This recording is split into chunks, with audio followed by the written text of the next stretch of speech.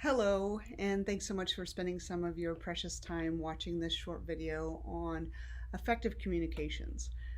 There are many ways that we can bring about effective communications so that the other in our communication is feeling as though they're heard and that we also feel as though we're being heard so that we can reach a collaboration, a negotiation, understanding. Yes? So there's a framework or model that I've used in teaching effective communications as a coach and as a corporate trainer, and it's called the HEART method. And isn't this a wonderful time that we require more heart and more connection in our world? So I want to share this with you. And we're going to build this together. And so the first is, of course, it's going to start with H. And so in the H, it starts with honesty. And honesty has different meanings. Honesty is our truth. And then there's also honesty of the truth, that overarching truth that inside of our nervous system, inside of our soul, we know is right. Not righteous, right. So in having effective communication, we need to first start with honesty and checking in and making certain that we are speaking from our truth and finding the courage to do so. And we need courage more now that is mindful and of that honest nature. And oftentimes it takes checking in and coming from slowness as opposed to reactivity to create that touchstone with our own honesty. So for myself, I've been looking at what is it that I honestly want to communicate, being more mindful about that approach as opposed to reactive, right? The next piece is empathy. And so I think we're a little deficient on empathy in our world right now. So HE, empathy. And in empathy, it's having the mindfulness and the presence and the energy to place ourselves in another person's perspective. And if we are not able to, that we at least reach out to them and say, help me understand, help me see your perspective. Not because I want to defend mine or help you see mine. We want to first come from hearing and listening to the other person's perspective and being willing to see things that we may not have been able to see prior. Empathy, having empathy. I honestly think empathy is the highest human emotion and where solution actually comes from. Anything less than an empathetic solution is one that's going to create conflict or disturbance or stuckness in our organizations and inside of our lives. So the next in the heart, and you know how to spell heart, is an A. And so from that, it's awareness. Now awareness isn't simply seeing with our five senses. It's not the eyes, ears, what we speak, what we smell, or what we feel. Awareness is literally tuning in. There's like a separate dimension for us. There's a separate understanding and touchstone that we can come from, where we truly have awareness. And awareness takes breath. Awareness takes slowing down the lower mind to not speak as fast as it wants to speak, or be heard when it wants to be heard, or be understood, or this is my belief system. Because oftentimes that's from the lower mind, and the lower mind is going to create more reactivity and pain. Awareness is like my friend here, Buddha. I brought him out for this short video. Buddha wants us to go within. Go within, breathe, be present to the moment. Be present to the stillness that is here to speak beyond our own knowing, and to trust that it is there. It's there. It's waiting for us to discover it and to listen, to come from that. There's a wonderful story that I tell in many of my speeches and in my conferences that Gandhi, someone who we revere as finding peace in a very conflictual time of humanity, was in meditation in his chambers, and his handler, who had an entire day's agenda of meetings that Gandhi needed to be at, and they were already running late, was outside of his chamber door. And as Gandhi emerges in his peaceful state, his handler, the person who was going to take him from meeting to meeting, was very much already in the hurry up mode. And he said, "Oh, I'm so glad you're out. We have such a a heavy agenda today. It's packed full of meetings. We must get you to these meetings. And Gandhi looks at the agenda and he agrees with his handler and he said, yes, this is a very important day.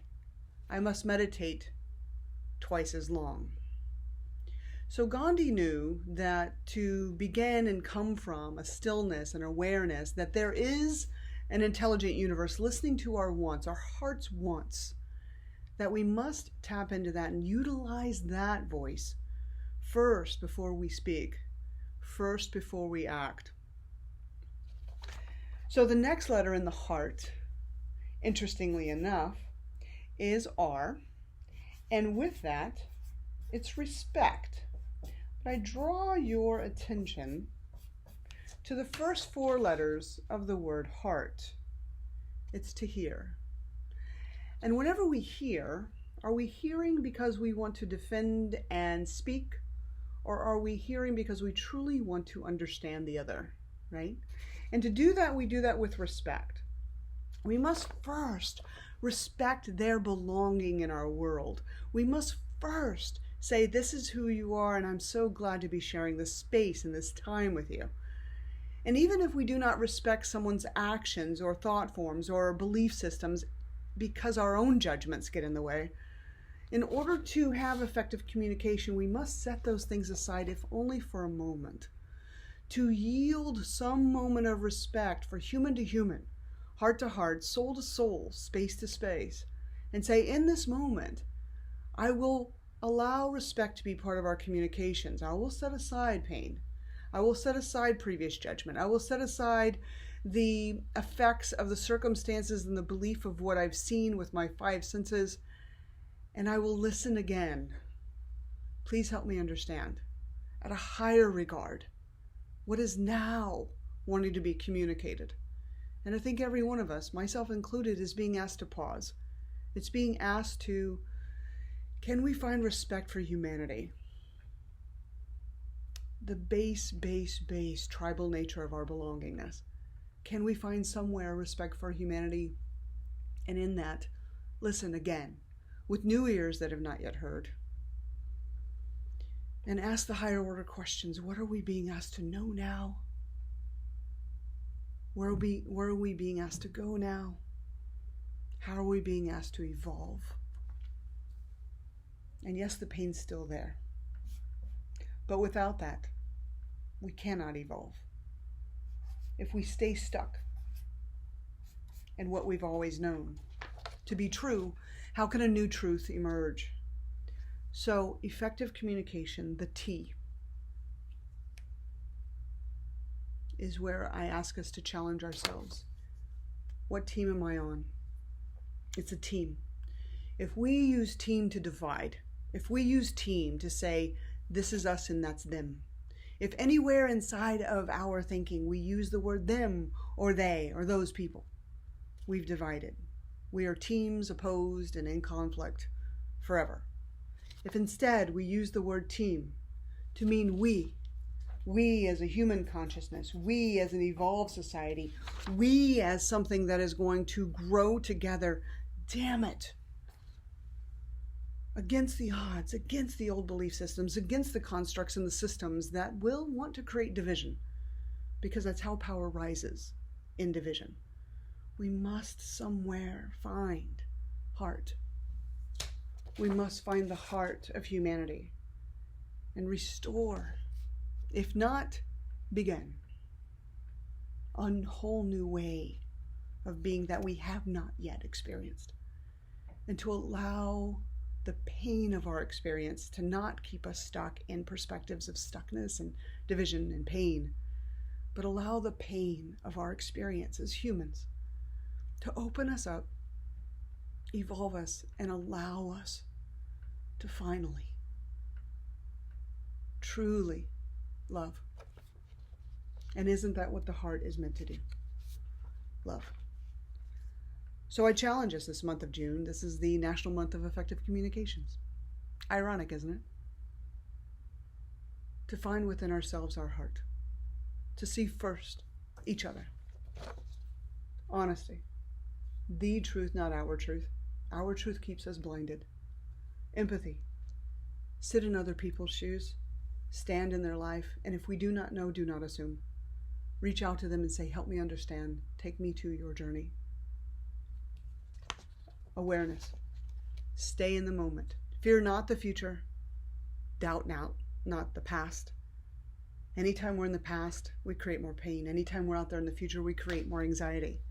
We must learn to come from this moment and see each other. Respect. We're all humans. We are entitled and deserve a beautiful life. No matter what we've done, we can find amends. And didn't God say, let vengeance be mine? Respect. Team. We must come from the we and see the unity in all of humanity as opposed to the division. It's so easy to divide. That's not who we are, and that's not what we're being called to know. So hopefully this has helped you. Thank you so much for sharing your time and attention. I adore you. Can't wait to see you again, meet with you. And if you're seeing this for the first time, find more about Bonfire Coaching at bonfirecoaching.com. We are here for the elevation of humanity and the elevation of each one of our lives toward fulfillment, love, compassion, kindness, and courage. Thank you so much. Have a beautiful day.